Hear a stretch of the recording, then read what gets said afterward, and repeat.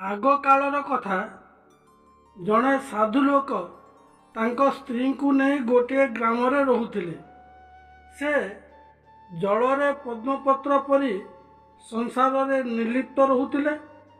निज विवाहित स्त्रीर प्रेम ठारू से ईश्वर को अधिक भल पाउथिले। ईश्वर कृपा लाभ पाई आवश्यक पड़िले सबु किछि त्याग करने को प्रस्तुत थिले। समय बड़ बलवान, गहनो कर्मणा गति, कर्मर गति अति जटिल। केतेबेले कहा भाग्य कौन घटिबो केही कहि पारिबे नहीं। ईश्वर माया बड़ विचित्र। किछि वर्ष गला परे साधु तांको गर्भवती स्त्री सहित एक तीर्थ यात्रा रे बाहरी पड़िले।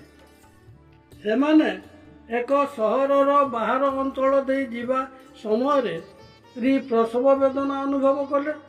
साधु शीघ्र तांकु भंगा होई पड़िथिबा एक पुराणा घर को नहीं गले।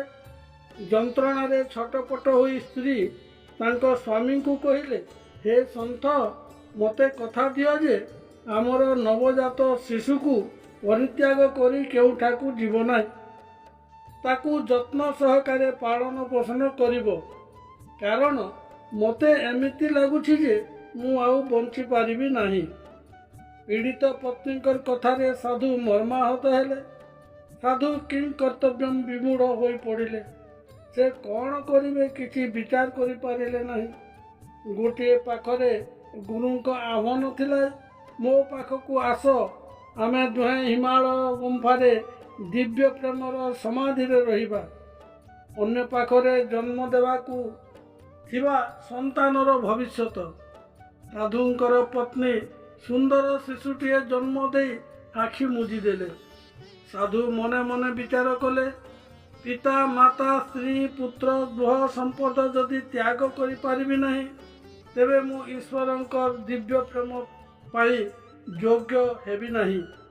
यह भावी से निकटरे थिबा गोटिए गछ मूलरे बसी प्रार्थना कले, हे भगवान मते दया कर, मु बड़ द्वंद्वरे पड़ी जाइछि।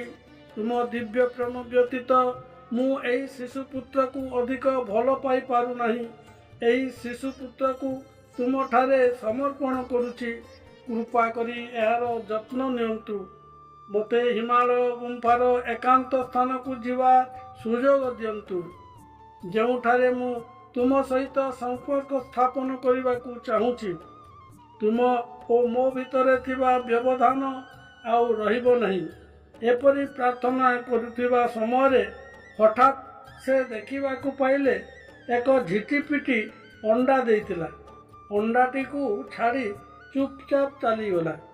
अंडाटी फाटिला एवं एक छुआ झिटिपिटी जन्म हैला। भोकरे से ता मुह खोलिला। हठात एक छोट कीट ता मुह भीतर को आसीगला। झिटिपिटी छुआटी तार मुह बंद करदेला एवं तार भोक मेंटाइला। तापरे से एक निछाटिया स्थान को चलीगला। यह देखी साधु भाविले, जदि भगवान तार माँ द्वारा परित्यक्त एही छुआ झिटिपिटीर जत्न नहीं पारुछंती, तेबे सही भगवान मोर शिशुपुत्रर मध्य जत्न नहीं पारि। सही साधु व्यक्ति पुणी प्रार्थना कले, हे प्रभु आपण मते मनुष्यर हृदय देइछंती। मु सही मातृहीन नवजात शिशु पाई चिंतित। मु आपणक शरणागत होई निवेदन करुछि जे मते एक सूचना प्रदान करंतु, जद्वारा मु जानि पारिबि जे मो पिलाटीर जत्न नियाजिबो। ईश्वरंक उत्तर कुहुक विद्या परि सांगे सांगे कार्यकारी हेला। साधु प्रार्थना करुथिबा समय महाराजंक रथ सही निर्जन घर निकट को आसिला। संतानहीन बंध्या राजराणी सही रथरे बसिथिले। शिशुर क्रंदन शुणी से राजा को रथ अटकिबा पाई अनुरोध कले। महाराणी गाड़ी ओह्लाई सतर्कता सहित घर भीतर को प्रवेश कले। सेठारे देखिले जे ପିଲାଟି ତାର ମୃତ ମା ପାଖରେ ପଡ଼ି କାନ୍ଦୁଛି। ପିଲାଟିକୁ ଧୀରେ ଧୀରେ ସେଠାରୁ ଉଦ୍ଧାର କଲେ ଏବଂ ଗାଡ଼ିରେ ବସି ରାଜପ୍ରାସାଦକୁ ଫେରିଗଲେ। 2 ଦିନ ପରେ ସେହି ସାଧୁ ବ୍ୟକ୍ତି ସହର ଭିତରେ ବୁଲିଲେ। ସେ ଶୁଣିଲେ ଯେ ସନ୍ତାନହୀନ ରାଜାରାଣୀ ଏକ ପରିତ୍ୟକ୍ତ ଶିଶୁକୁ ପାଇଛନ୍ତି।